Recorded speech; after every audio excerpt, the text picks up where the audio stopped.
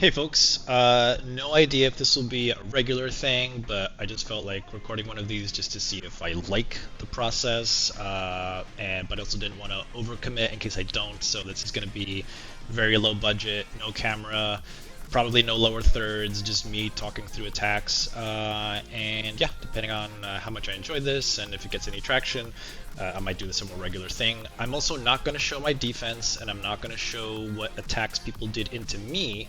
This will well, exclusively be my attacks into my opponent's rooms. So with that out of the way, let's see what happened. All right, round one, stage one. This is just Starjammers with Nova, so Retaliate's are always a problem. I didn't really have a ton to go with this. There's always the risk of a big Havoc just deleting your Captain Britain or your Old Man Logan from the get-go, so I brought in Mephisto here for the extra health, but also this is kind of the cheap version as well. Like if you have Captain Britain and Emma, you can make some fun combos in here, but they are a little riskier than usual. 1521 also isn't the best efficiency. This one, I didn't have the unique equipped on Silver Sable, so that cost me a little bit of efficiency because she had less health to play with and less damage, but either way, it still works out pretty well. You'll see here. So Havoc goes first and blasts Silver Sable. If that was Old Man Logan, he probably dies considering how hard he hit, so definitely a risky attack, even with Mephisto. Anyway, Silver Sable's ultimate does do Heal Block Disrupted, which is really good against Starjammers. Clears Barrier, obviously, I don't know if they have any, but who cares. She also applies her own Vulnerable, which is useful, and you'll see why in a sec. And can't be counterattacked, which is very important, because if you could counterattack, she'd be dead here. Now, Old Man Logan is here to remove Nova's charged. The reason for that is because otherwise he has crazy resistance, and you kind of need to get past Nova to control everyone else.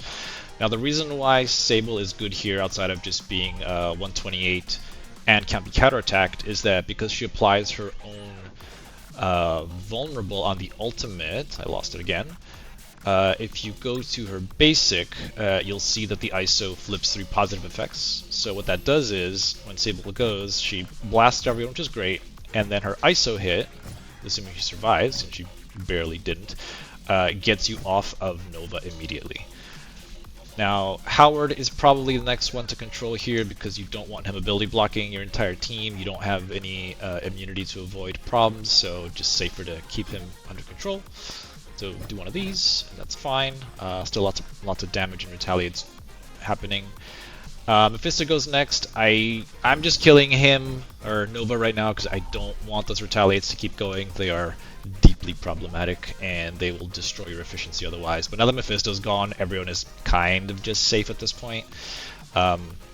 There's also the option where you could bring an Emma here to, OG Emma to do something different to kind of get ahead of everyone, but I usually prefer the more offensive options.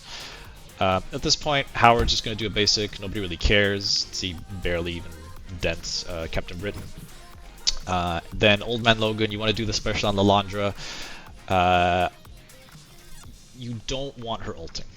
It'll be very painful. So you control her.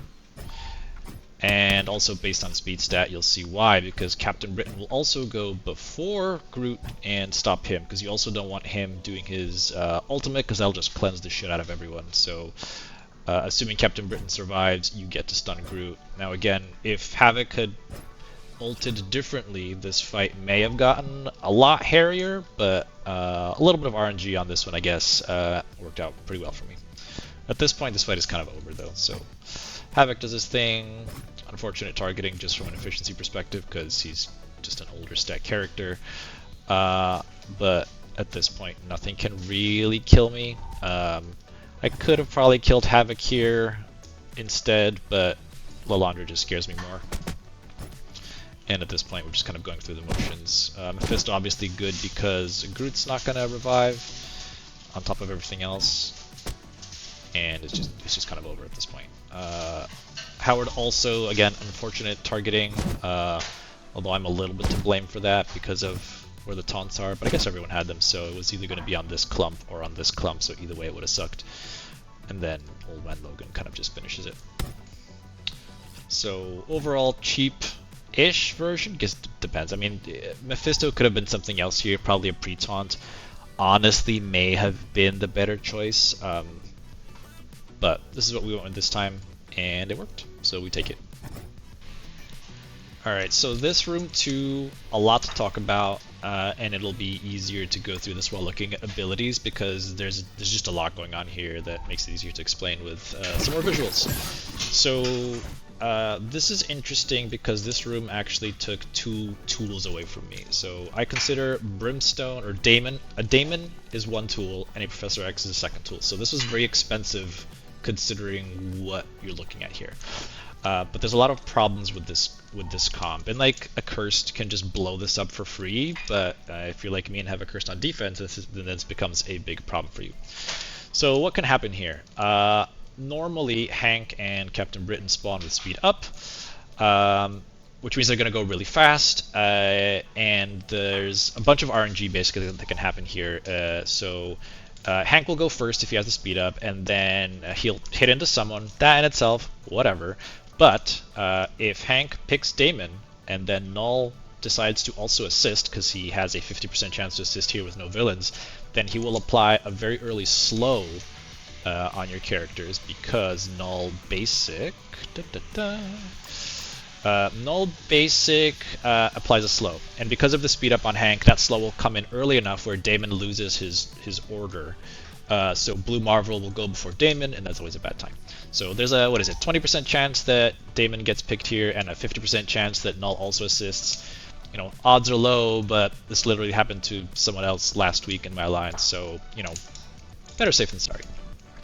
Same thing, even if you survive that RNG check, then if you let Captain Britain go, because he has speed up, he could also 20% chance to stun your Daemon, which is also a very bad time.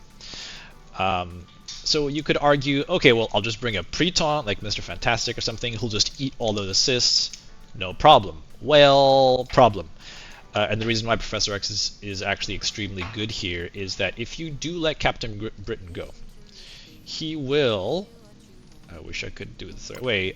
In his passive, he has this sneaky thing here where, while this character has taunt, which he will have if you let him take a turn, lower the crit chance for all enemies by 100%. What that means is you probably aren't going to get a double tap because even though you have, offense up and Iron Patriot for the extra damage, not critting means that Strange is actually doing nothing. Like, he's technically useless here. So maybe if you brought Apocalypse, this could still work, but basically if you Daemon ult, you're probably not even double tapping. But even if you do, you're going to do so little damage that most likely Blue Marvel is going to survive, especially if you have a 3-diamond Daemon like me. So Professor X removes the speed ups, which is great, and also makes sure that, by definition, Captain Britain can't get a taunt even if he wanted to, meaning you get to crit, which means you kill this in basically 1 turn. Ta-da! Alright, room 3. So, this is kind of interesting because when this team is in room 3, it kind of needs Sentry to be safe. So it guarantees, well, mostly guarantees that someone probably has to use Sentry if you're going with this counter. There's other counters out there, but this is what I used round 1. I consider this a fairly standard approach other than having Havoc on offense. I've seen some folks not have Havoc, but I think in room 3 you kind of need it because if you let Thrasher go with vulnerables, you're probably dead. APOC is good here because he'll remove the safeguard, so Songbird will get the flip. So let's see how this one goes.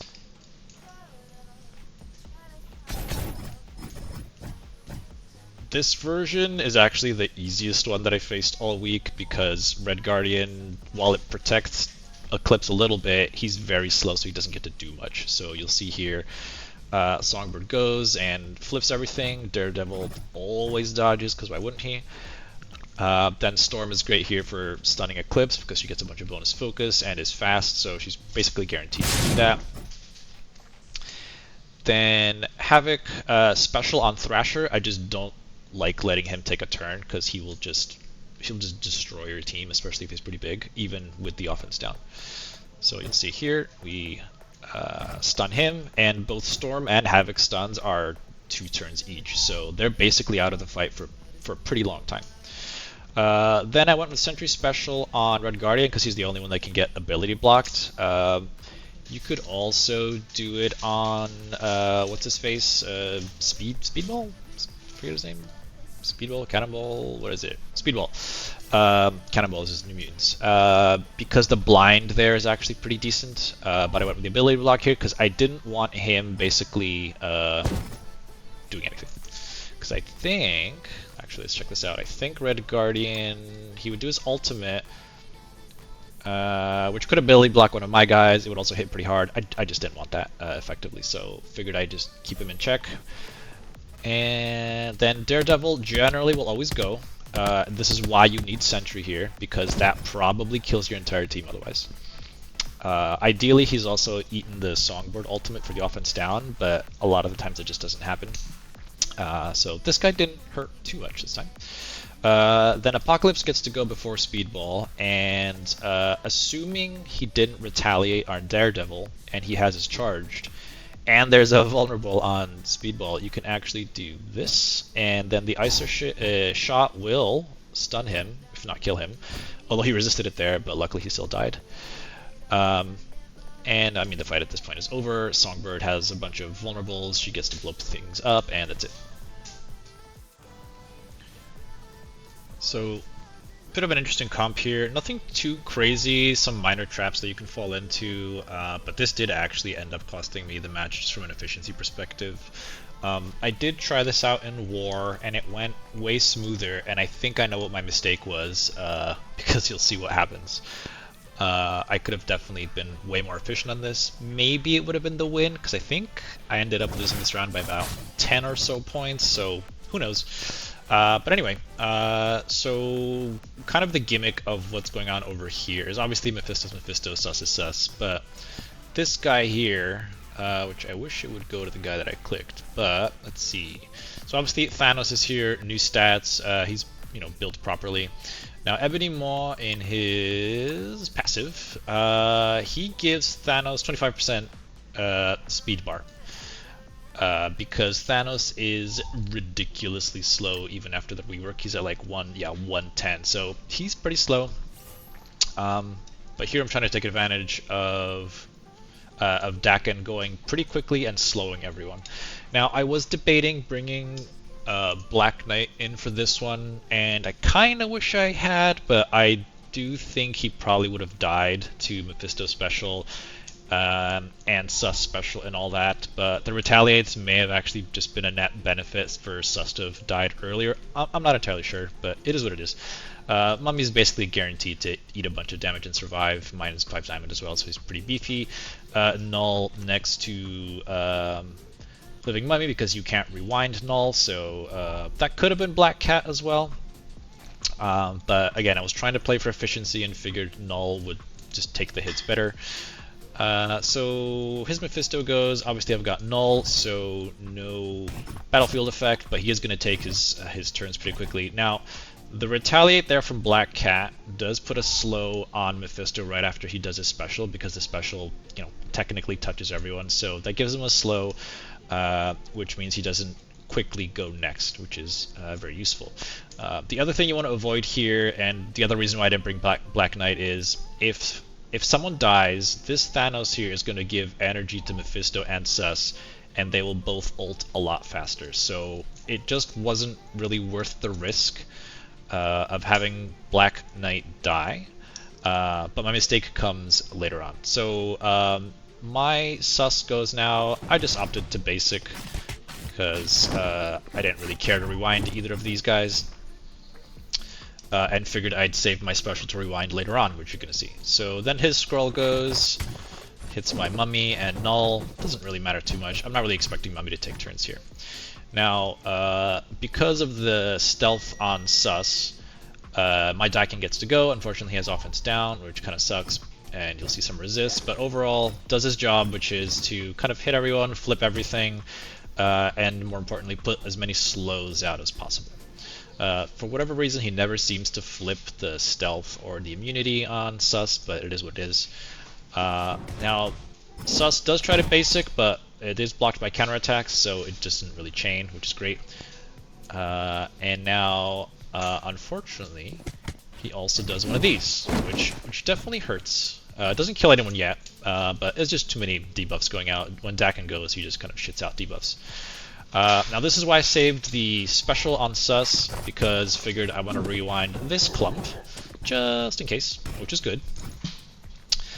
Now this is my mistake. When I special with Null, I'm going to spread a bunch of buffs out, which is going to give this Sus a billion turns. You're going to see it's 8 of 21. That is mostly because of how many turns Super Scroll takes. I should have just used the ultimate here. That also would have shit out debuffs, so maybe similar problem, but I was hoping that, you know, get some speed stat from Carnage and all that good stuff, and, you know, cleanse my team, because why wouldn't I? But I think this is where everything went wrong, because tons of debuffs. This Sus is also very healthy. Thanos dies, which is cool, but you're going to see now how many turns this Super Scroll takes. So he takes 1 turn, hits a bunch of stuff,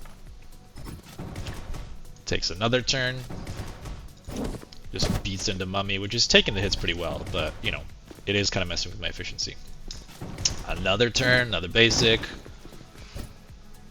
and then finally I get to go. So Carnage hits into Mephisto, should kill him. Yep, get some speed bar on my Null. Unfortunately, this Sus, or is this my Sus? Oh, my Sus gets to go, which is great.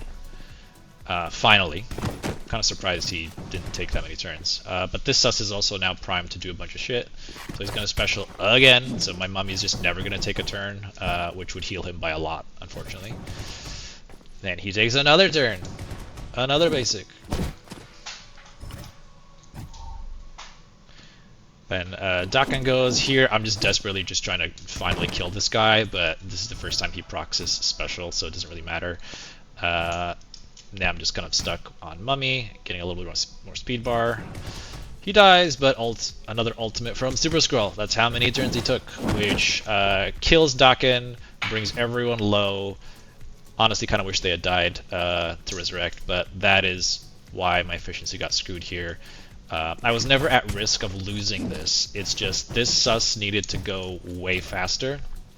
So I needed to either play this a little bit differently or bring something else that could keep Sus in check. But I didn't think this would go this poorly, at least based on the war testing I did. Joke's on me, and that's it. So this is actually not the usual Room 5 counter I have. It's very similar though. I haven't used a Cursed versus New Mutants ever. Maybe I used it like once and I really didn't like it at the time, and I just generally have a Cursed on defense anyway. So the core of this attack is always Blastar, Thunderstrike, Odin, and Quasar, and I'll explain why. Shadow King here can float, or you can bring Songbird, but one of those two gets the job done pretty well. Efficiency tends to be around this mark.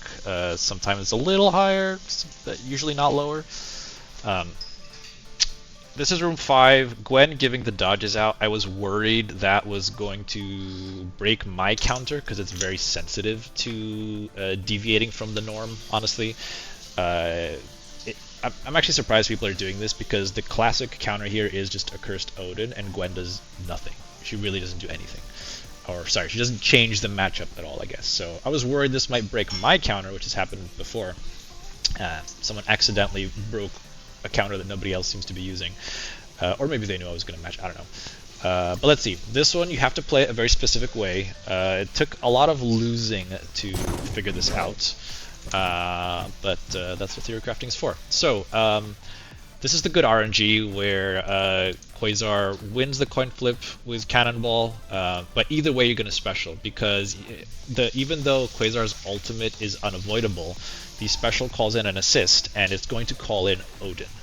So you do the special here, and there's the assist. So now that means that when Odin specials very soon, he will actually get his battlefield effect up, and will heal everyone, which is very important. So here you do the special, boop, and now everyone gets to do their thing. So there's a bit of a check here. Ideally, so I guess where Gwen makes my counter trickier is that ideally Cannonball here has a vulnerable for an ISO. Because Blastar Basic here is kind of required to get off of Cannonball, but it can get blocked. So with the ISO, you get 2 basics that have a chance to basically strip everything off. You just want the taunt off here. That's the only thing you really want off of the team. I also just realized Odin went into stealth, and I'm not sure why. But that gave them all speed up? Wait, is that how that works? I thought that was only on spawn. Let's see. Let's see. Where is it? Crucible, 3 mutants, but is it not on Warlock? I thought it was. Oh no, it's on Wolfsbane. Let's go back over here. Alright. Okay, so that's interesting. I'm not sure why Odin got stealth from his special. So someone will have to tell me why that happened. Anyway, then you do the basic on Cannonball. Luckily we got off of everything. Then Gwen does a special, doesn't really matter. Even because she does re-taunt, but Odin now just starts stripping everything off. And then here's the thing. You do a Thunderstrike ultimate on Warlock. Now his ultimate is unavoidable because he's blinded over here. Thunderstrike special destroys people, but here you really want the ultimate either way.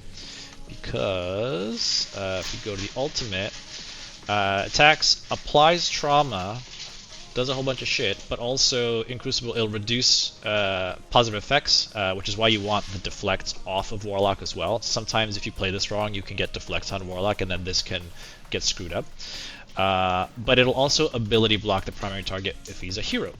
So basically you get to keep Warlock in check so that Odin can do his thing. So assuming this works, which it does, you end up in this state, and this fight is basically over. There's no way they can kill Odin.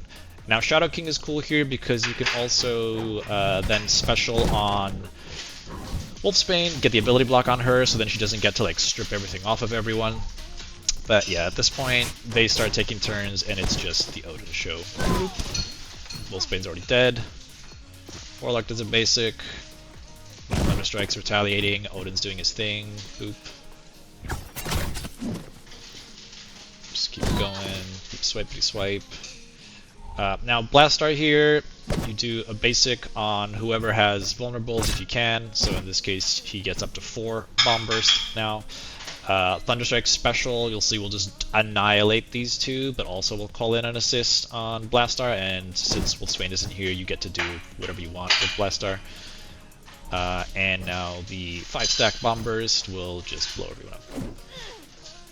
Plays very similarly if you use the Songbird version. This one might actually be a little bit safer, honestly, because my Songbird tends to push them really quickly because she's 5 diamond, and that puts up safeguard immunity on the entire team, so then you can't really control them as well. So actually this might be a better version, but we'll see. Alright, and room 6. So room 6 is probably the best theory crafting room, if maybe the only one this season, honestly, but it's actually pretty fun because a lot of people put different versions of this. Sorry, not different versions of this, but different teams and variations because there's so many tags to play with. So you tend... I don't think I've seen the same team once yet. I mean, it wasn't working the first week, but people still had set stuff. Set different things, and yeah, every single round has been something different, which is cool. And also I've hit this with different things every time because you kind of have to adapt as well, so that's pretty fun. This one was a cool comp. Vulture, for a while I wasn't really sure why he was here, because he actually does not get the increased stats. He's not an Insidious 6 member, so he has old stats as far as this room is concerned. However, if there's 2 Insidious 6 members, which, you know, there's 5 here basically total, he gives 10% speed bar to all of them. So this team will just go 10% faster, even if you don't hit Hyperion, which changes the turn order quite a bit. But in this case, it's actually really beneficial for me, because you'll see why. Now this one is a little bit risky because I had Daredevil here as the pre-taunt, and he kind of needs to just survive a lot of hits. So I made him a healer. Fortifier would have been safer because this got spicier than I expected. Iron Fist is a great pre-taunt here if Lady Bullseye is not here, because she will strip the charges off, and then you lose the, what is it, 45% damage reduction that you get. So not good if Lady Bullseye is on the other side, and honestly, more often than not, she will be, I think. Obviously, if you hit Hyperion, he's going to give 30% speed bar to everyone. However, if you stun him, he will not do that. So, Ultra Special, cool, whatever. Then we have boop. Lady Bullseye goes. That'll trigger the assist from what's his face, Steel Serpent. Then Hyperion goes, which is, and this is because of the 10% stack, because he's 123 if I'm not mistaken. I can't pull up the thing, but I'm pretty sure he's 123. So you'd think Hitmonkey would go first, but nope. 10% speed bar would fix that. Here this is meant to reduce, his special is meant to reduce his special is meant to reduce taunt duration. I think I blocked it though, so it didn't happen. Honestly, it might have been better if it did, because I kind of didn't want Daredevil to take any more hits at this point, but most of the barrage is gone. So the reason why the Vulture backfired here, Iron Fist is not a protector, so Rachel does not actually prevent him from spawning with immunity. However, and I should have talked about this before, Rachel prevents protectors and supports from spawning with safeguard or immunity. So what that means is that you can actually do things to them. Now, Hitmonkey Ultimate will stun this guy, no speed bar because he's stunned.